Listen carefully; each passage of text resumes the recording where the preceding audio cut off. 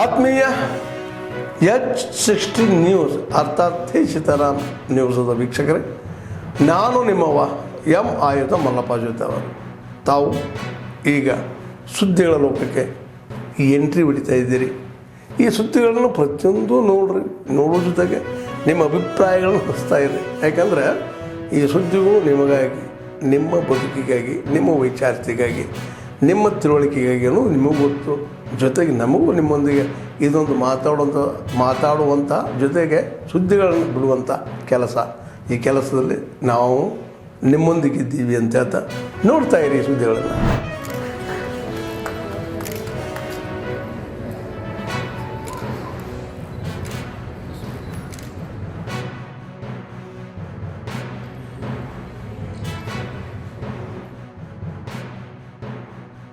ಹೆಚ್ಚಿನ ಆಸಕ್ತಿ ವಹಿಸಿ ಇದನ್ನು ಮುಂದುವರಿಸೋದೇ ಆದರೆ ಪ್ರಾಯಶಃ ಈ ಜಿಲ್ಲೆಯಲ್ಲೂ ಕೂಡ ಸಾವಿರಾರು ಸಂಖ್ಯೆಯಲ್ಲಿ ಉದ್ಯಮಗಳು ಎತ್ತಲಿಕ್ಕೆ, ಆ ಮುಖಾಂತರ ರೈತರಿಗೆ ಸ್ವಾವಲಂಬನೆ, ಆರ್ಥಿಕ ಸಹಾಯ ಆಗಲಿಕ್ಕೂ ಕೂಡ ಸಾಧ್ಯ ಆಗ್ತದೆ. ಕೇಂದ್ರ ಮತ್ತು ರಾಜ್ಯ ಸರ್ಕಾರದ ಸಹಾಯಧನಗಳೇನಿದ್ದಾವೆ ಅದನ್ನು ಪಡ್ಕೊಳ್ಳೋ ಮುಖಾಂತರ ಉತ್ತೇಜನ ಸಿಕ್ಕಂಗೆ ಆಗ್ತದೆ. ಏನು ನಮ್ಮ ಮಾದಾಯಿ ವಿಚಾರದಲ್ಲಿ ಅವರಿಗೆ ಫೆಡರಲ್ ಸ್ಟ್ರಕ್ಚರು ಅವ್ರಿಗೆ ಅರಿವಿಲ್ಲ, ಫೆಡರಲ್ ಸ್ಟ್ರಕ್ಚರ್ ಬಗ್ಗೆ ಅವ್ರಿಗೆ ಅರಿವಿಲ್ಲ. ಈಗಾಗಲೇ ಅವಾರ್ಡ್ ತೀರ್ಮಾನ ಆಗೋಗಿದೆ, ಟೆಂಡರ್ ಕರೆದಿದ್ದೀವಿ. BJP ಗೌರ್ಮೆಂಟಲ್ಲೂ ಕೂಡ ಬಸವರಾಜ ಬೊಮ್ಮಾಯಿ ಮತ್ತು MP ಲೋಕಲ್ MP ಜೋಶಿ ಅವರು, ಈ ಸೆಂಟ್ರಲ್ ಮಿನಿಸ್ಟ್ರು, ಅವರು ಕೂಡ ಅವರೆಲ್ಲ ಸೆಲೆಬ್ರೇಷನ್ ಮಾಡಿದ್ದಾರೆ. ಟೆಂಡರು ಕರೆದಾಗಿದೆ, ಕೆಲಸನೂ ಶುರು ಮಾಡಬೇಕು. ಬರೀ ಫಾರೆಸ್ಟು ಅವ್ರದ್ದು ಸ್ವಲ್ಪ ಒಂದು ಕ್ಲಿಯರೆನ್ಸ್ ಬೇಕು ಅಂತಿತ್ತು. ಅವರು ನಮ್ಗೆ ನೋಟಿಸ್ ಕೊಟ್ಟಿದ್ರು, ಎಲ್ಲೂ ಕೆಲಸ ಮಾಡಬೇಡಿ ಅಂತ ಹೇಳಿಲ್ಲ. ಆ ನೋಟಿಸ್ನ ಅವ್ರು ಏನು ಬೇಕಾದ್ರೂ ಮಾಡ್ಕೊಳ್ಳಿ, ನಾವು ಹಾಕಿರೋಂಥ ಸುಪ್ರೀಂ ಕೋರ್ಟಲ್ಲಿರುವಂಥ ನಮ್ದು ಏನೋ ಒಂದು ಕೆಲವು ನೋಯಿಗೆ ಅದನ್ನ ಹಾಕಿದ್ದು ನಾವು ವಿಡ್ರಾ ಮಾಡ್ತೀವಿ, ನಮ್ಮ ಕೆಲಸ ನಾವು ಶುರು ಮಾಡ್ತೀವಿ. ನಮ್ಮ ರಾಜ್ಯ ಹೇಳಿಕೆನ ಖಂಡನೀಯ, ಮೆಂಟಲ್ ಬ್ಯಾಲೆನ್ಸ್ ಕಳ್ಕೊಂಡಿದ್ದಾರೆ. ನಾನು ನಮ್ಮೆಲ್ಲ ಸಂಸತ್ ಸದಸ್ಯರಿಗೆ ನಾನು ಭೇಟಿ ಮಾಡ್ತೀನಿ. ಇದು ನಿಮ್ಮ ಸ್ವಾಭಿಮಾನದ ಪ್ರಶ್ನೆ. ನೀವು ಬಾಯಿ ಮುಚ್ಕೊಂಡು ಕೂತ್ಕೊಂಡಿರೋದೇ ತಪ್ಪು. 28 ಜನ MP ಇದ್ಕೊಂಡು, 12 ಜನ ರಾಜ್ಯಸಭಾ ಮೆಂಬರ್ ಇದ್ಕೊಂಡು, ಕರ್ನಾಟಕ ರಾಜ್ಯದ ಪರವಾಗಿ ಒಗ್ಗಟ್ಟಿನಿಂದ ನಮ್ಮ ಗೌರವವನ್ನು ಉಳಿಸ್ಕೊಳ್ಳಿಕ್ಕೆ ನೀವೆಲ್ಲ ಹೋರಾಟವನ್ನು ಮಾಡಬೇಕು. ಬರೀ ಒಂದು MP ನಮ್ಮ ಕರ್ನಾಟಕವನ್ನು ನಾವು ಮಾರ್ಕೊಳ್ಳಿಕ್ಕೆ ಸಾಧ್ಯ ಇಲ್ಲ. ಇದನ್ನು ನಿಮ್ಮ ಕೇಂದ್ರದ ಮಂತ್ರಿಗಳ ಮೇಲೆ ಮತ್ತು ಪ್ರೈಮ್ ಮಿನಿಸ್ಟರ್ ಮೇಲೆ ಒತ್ತಡವನ್ನು ಮಾಡಬೇಕು. ನಾನು ಕೂಡ ಕೇಂದ್ರದ ಜಲಸಂಪನ್ಮೂಲ ಮಂತ್ರಿಗಳಿಗೆ ಮತ್ತು ಪ್ರೈಮ್ ಮಿನಿಸ್ಟರ್ಗೆ ಈ ವಿಚಾರದಲ್ಲಿ ನಾನು ಪ್ರತ್ಯೇಕವಾಗಿ ಟೈಮ್ ಕೇಳ್ತೀನಿ. ಅವರೆಲ್ಲರೂ ಕರ್ಕೊಂಡು ಹೋಗಲಿಕ್ಕೆ ಪ್ರಯತ್ನ ಮಾಡ್ತೀನಿ. ಎಲ್ಲರೂ ಬರದೇ ಹೋಗಲಿ, ಬಹುಶಃ ಎಲ್ಲರೂ ಬರ್ತಾರೆ ಅಂತ ನನಗೆ ನಂಬಿಕೆ ಇದೆ. ನಾನಂತೂ ಪ್ರಯತ್ನ ಮಾಡ್ತೀನಿ. ನಾನು ಕೆಲಸ ಮಾಡಲಿಕ್ಕೆ ಏನು ಮಾಡಬೇಕು ವ್ಯವಸ್ಥೆ ಮಾಡ್ತೀನಿ.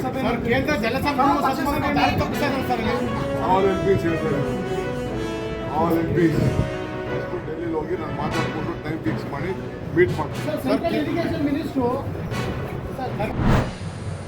ಎಲ್ಲರಿಗೂ ನಮಸ್ಕಾರ. ಉಡುಪಿ ಜಿಲ್ಲೆಯಲ್ಲಿ ಕಳೆದ ಒಂದು ತಿಂಗಳಲ್ಲಿ ಬೇರೆ ಬೇರೆ ಪೊಲೀಸ್ ಠಾಣಾ ವ್ಯಾಪ್ತಿಗಳಲ್ಲಿ ಕೆಲವೊಂದು ದನ ಕಳ್ಳತನ ಪ್ರಕರಣಗಳು ದಾಖಲಾಗಿದೆ.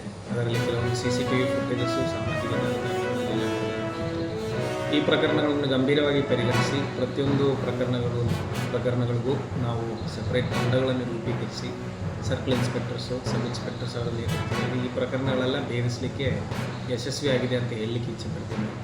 ಮೊದಲನೇದಾಗಿ ಬೈಂದೂರು ಪೊಲೀಸ್ ಠಾಣಾ ವ್ಯಾಪ್ತಿಯಲ್ಲಿ ನಡೆದಿರುವ ಘಟನೆ 128/2025, ಅದೇ ರೀತಿ 130/2025 ಎರಡು FIRಗಳಲ್ಲಿ ನಾವು 2 ಜನ ಆರೋಪಿಗಳನ್ನು ಅರೆಸ್ಟ್ ಮಾಡಿ 3 ವಾಹನಗಳು ದನ ಸಾಗಾಟ ಮಾಡಲಿಕ್ಕೆ ಯೂಸ್ ಮಾಡಿರುವಂಥದ್ದು ಇಕೋಸ್ಪೋರ್ಟ್ ಕಾರು, ಬ್ರೆಝಾ ಕಾರು ಮತ್ತು ಮಾರುತಿ ಸ್ವಿಫ್ಟ್ ಗಾಡಿಯನ್ನು ವಶಕ್ಕೆ ತಗೊಂಡಿದ್ದೀವಿ. ಅದೇ ರೀತಿ ಗಂಗೊಳ್ಳಿಯಲ್ಲಿ ಬೀಡಾದಿ ದನವನ್ನು ತೊಗೊಂಡು ಹೋಗಲಿಕ್ಕೆ ಪ್ರಯತ್ನಪಟ್ಟು ತೊಗೊಂಡು ಹೋಗಿರುವಂತಹ ಪ್ರಕರಣದಲ್ಲಿ 75/2025 ಗಂಗೊಳ್ಳಿಯಲ್ಲಿ ಪ್ರಕರಣ ದಾಖಲಾಗಿದೆ.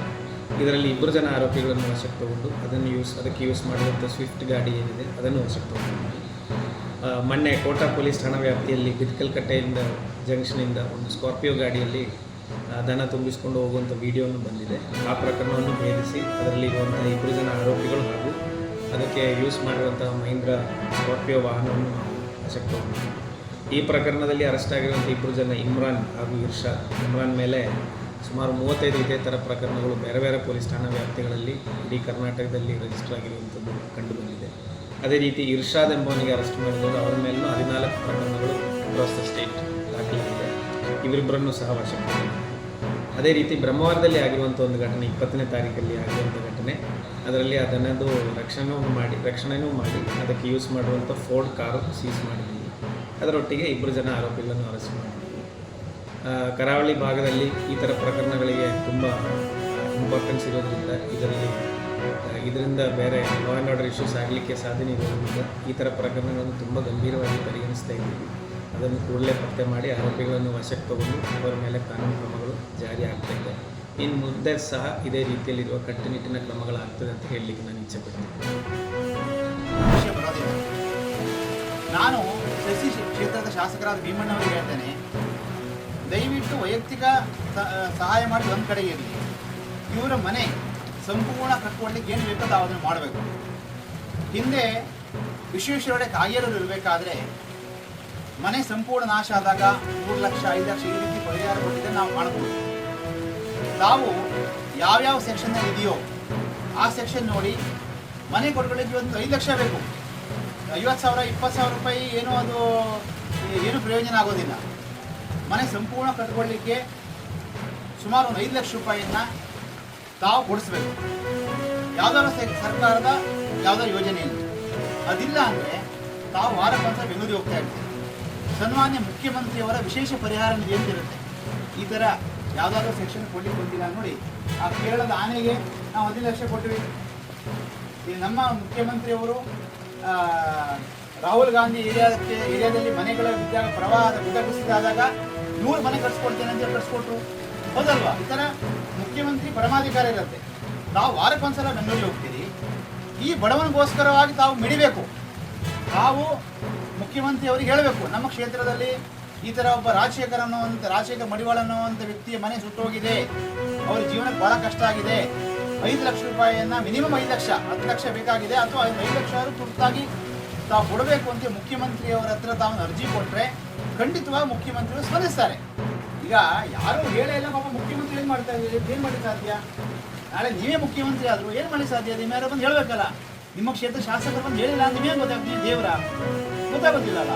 ಅದರಿಂದ ನಾನು ಭೀಮಣ್ಣವ್ರು ಕೈ ಜೋಡಿಸಿ ಕೇಳ್ತೇನೆ, ಈ ಬಡವರಿಗೋಸ್ಕರವಾಗಿ ಭೀಮಣ್ಣ ನಾಯಕರೇ ತಾವು ಮುಖ್ಯಮಂತ್ರಿಯವರ ಹತ್ರ ಆದಷ್ಟು ಬೇಗ ಇದನ್ನು ಇಟ್ಟು ಪರಿಹಾರ ಬರೋ ರೀತಿ ತಾವು ಮಾಡಬೇಕು ಅಂಥೇಳಿ ನಮ್ಮಲ್ಲೇ ನಾವು ಕೇಳ್ಕೊಳ್ತೇನೆ. ಅದೇ ರೀತಿ ನಾನು ಇವತ್ತಿನ ದಿವಸ ವೈಯಕ್ತಿಕ ಸಹಾಯವನ್ನು ಕೂಡ ಅವರಿಗೆ ನಾನು ಮಾಡ್ತಾ ಇದ್ದೇನೆ.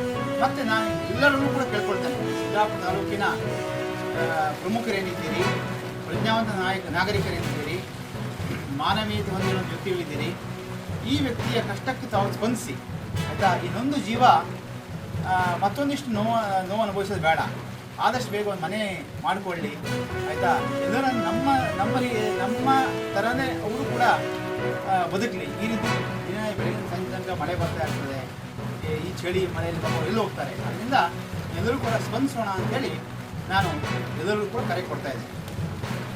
ಆದ್ಮೇಲೆ ಎಲ್ಲ ಸುದ್ದಿಗಳನ್ನು ನೋಡಿದ್ರಲ್ಲ, ಏನು ಅನಿಸ್ತು ನಿಮಗೆ? ಇದರಲ್ಲೇ ನಿಮ್ಗೆ ಲೈಕ್ ಆಗಿರ್ಬೋದು, ಡಿಸ್ಲೈಕು ಆಗಿರ್ಬೋದು, ಕಾಮೆಂಟ್ ಬೇಡಪ್ಪ ಅಂತೂ ಅನಿಸಿರ್ಬೋದು, ಕಾಮೆಂಟ್ ಮಾಡಬೇಕಪ್ಪ ಅನಿಸಿರ್ಬೋದು, ಶೇರ್ ಮಾಡಬಾರ್ದಪ್ಪ ಅನಿಸಿರ್ಬೋದು, ಅದು ಮಾಡಬೇಕು ಅನಿಸಿರ್ಬೋದು. ಏನಾದರೂ ಆಗಲಿ ಶೇರ್ ಮಾಡ್ತಾಯಿರಿ, ಈ ನ್ಯೂಸ್ಗಳನ್ನ ಹಂಚ್ತಾ ಇರಿ, ಜೊತೆಗೆ ಇದಕ್ಕೆ ಸಬ್ಸ್ಕ್ರೈಬ್ ಆಗ್ತಾಯಿರಿ ಅಂತ ಹೇಳ್ತಾ H16 ನ್ಯೂಸ್ ಅರ್ಥಾತ್ ಹೇ ಸೀತಾರಾಮ್, ಇದು ಸತ್ಯದ ಕೈಗೆ ನಡಿ. ವಂದನೆಗಳು.